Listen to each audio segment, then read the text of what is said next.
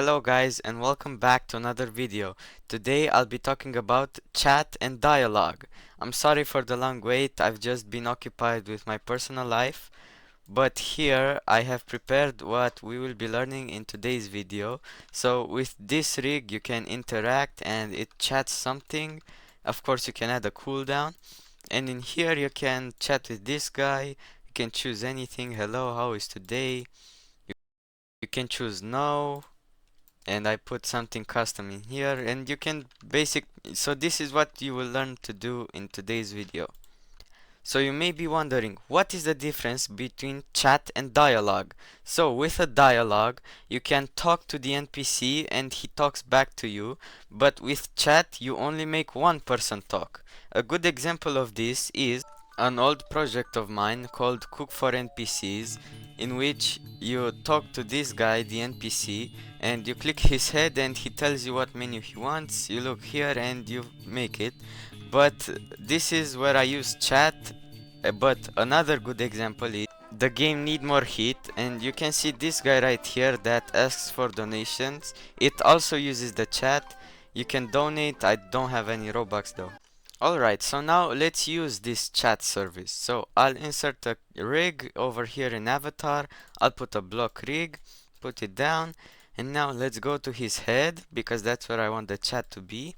And we'll say local head equals script dot parent and local chat service. No, I spelled that wrong. Okay, equals game get service chat. So now that we have our service and our chat, let's say chat service chat.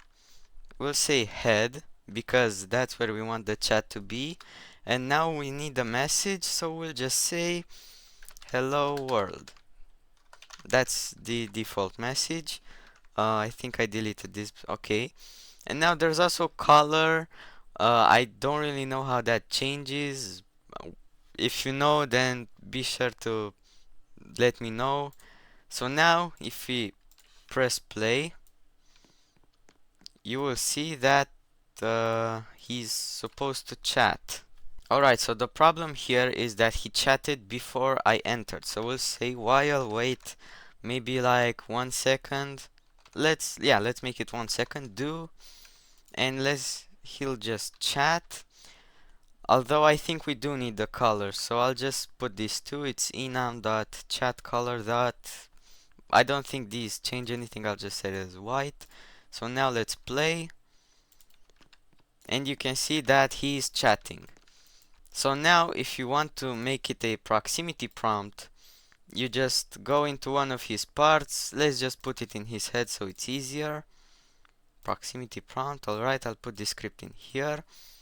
I'll leave it as interact, and now we have to change this.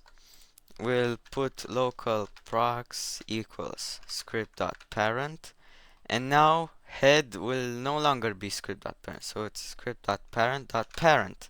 Alright, so now prox.triggered.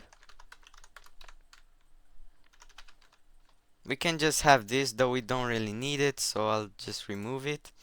Alright, so now we'll say chat service, no, not clone, chat, head, message. We'll just say hello world again, and the color, I'll put it as red this time so you can see that it doesn't really change. So now I go here, I interact, and you can see that he chats. Alright, so that's chat. So now let's do dialogue. I'll insert another character. I'll put him here, and inside his head, or wherever you want the dialogue to come from, I'll insert the dialogue. So now over here we have behavior type. So what is this? Single player or multiple players? Basically this means that if it's on single player, only one person can talk with this guy, but if it's on multiple players, more people can talk with him at the same time. Now I'm the only one on studio, so I'll just leave it as single player. Conversation distance, I think this is self-explanatory. Goodbye choice active, again. Goodbye dialogue. So you can change the dialogue with which you say goodbye. So look, I'll press play and I'll go and chat with this guy. So he shouldn't say anything. Yeah, see, you can't start a dialogue with empty initial prompt. Alright, no, not the script. Okay, so now let's go in here. I'll put an initial prompt. Let's just say hello.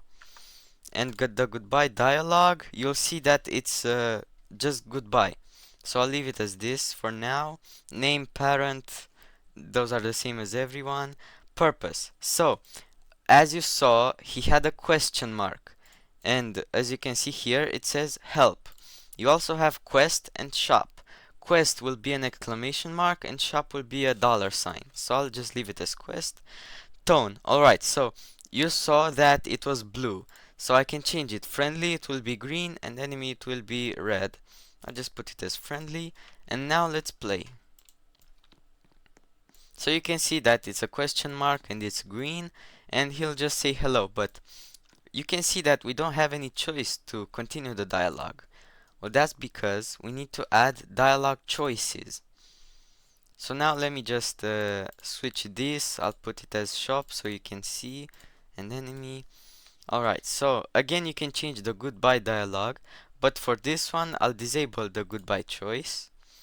And now you start with the user dialogue, because that's what follows. So we'll just say hi there, and the response dialogue is, yeah, what the NPC will say after you say that. So let's just say, what a nice day. So now if you press play again, you can see it has a $sign and the red. He'll say hello, I can say hi there.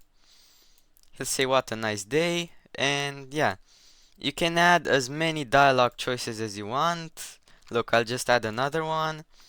Let's just say yes indeed and goodbye.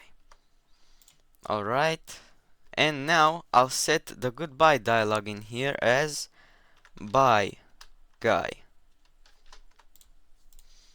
So now we play, and if I dialogue, you can see bye guy. It's the dialogue, it's the goodbye choice. I'll say hi there. I'll say again that, yes indeed. He'll say goodbye. So yeah, that's basically everything I wanted to talk about. Thank you guys for watching, and I'll see you guys in the next tutorial, which will hopefully not be after 2 weeks again. Goodbye.